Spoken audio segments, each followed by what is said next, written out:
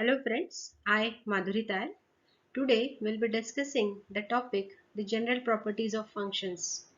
In previous videos we have already seen the asymptotic notations, that is the big O notation, then we have seen the omega notation and then the theta notations. After that we want to learn that how these all values or all functions can have the different properties. So let us go ahead with the topic, that is general properties of functions. The first property is called as the multiplier property. We'll be applying some multiplier on the functions. So this is the first general property of functions number 1. So this property says that if f of n is O of g of n, then a into f of n is also O of g of n. Here is equivalent to your equal to also. So let us take one problem. Let us take f of n equals to 2n square plus 5. So that means its big O notation will be O of n square. We have already solved this problem in the previous videos in the heading of big O notation in the category of asymptotic notations. So if I'll multiply some factor, you can take any factor. Suppose I had taken here the multiplying factor 7. So 7 into f of n, it equals to, I'll multiply it, 7 into 2n square, it will be 14n square, and 7 into 5, it will be 35.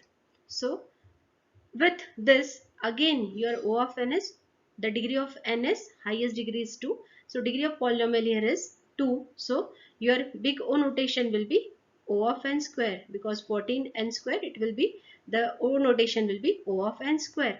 So this is something what we can call it as the multiplier factor. Even if it is any value, then your O notation or big O notation will be the same. So this is applied to your omega notation also, and it is applied to your theta notation also. That is, if f of n is equals to omega of g of n, then a into f of n is omega of g of n, and if f of n is theta of g of n, then a into f of n is theta of g of n also. So this is the first property, that is for multiply, as a multiplier property. Let us go ahead for the second property. The second property is the transitive property. That is, if f of n is O of g of n and g of n is O of h of n, then f of n equals to O of h of n. So let us take the problem.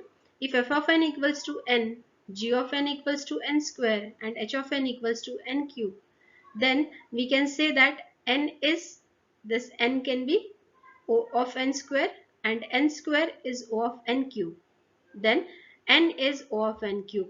That means we can simply say that if a equals to b and b equals to c, then a is also equals to c.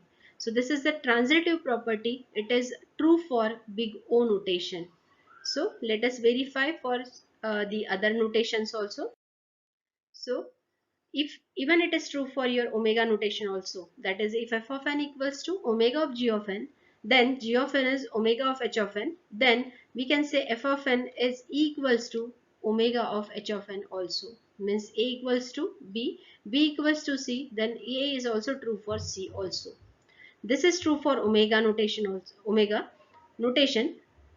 Again it is true for the theta notation also. That is, if f of n is equals to theta of g of n, and g of n is equals to theta of h of n, then f of n equals to theta of h of n. So let us understand the third property. If f of n equals to O of g of n and d of n equals to O of e of n, then if we multiply the left hand side, then we have to multiply the right side also. That is, f of n into d of n equals to O of g of n into e of n. So let us take one example for this. So if f of n equals to n and d of n equals to n square, then f of n e into d of n equals to n into n square, it will be n cube. So this way we can verify the result of this property. Now let us go ahead with the fourth property, that is a symmetric property. So if f of n is theta of g of n, then g of n is theta of f of n. This is true for theta notation only. This symmetric property is true for only theta notation. So let us take one problem. So example, if f of n equals to n square and g of n equals to n square, then f of n equals to theta of n square, and then g of n is equals to also theta of n square. So this way this symmetric property is true for only theta notation. Now let us take another property, that is a transpose symmetric property. So if f of n equals to O of g of n, then g of n is omega of f of n.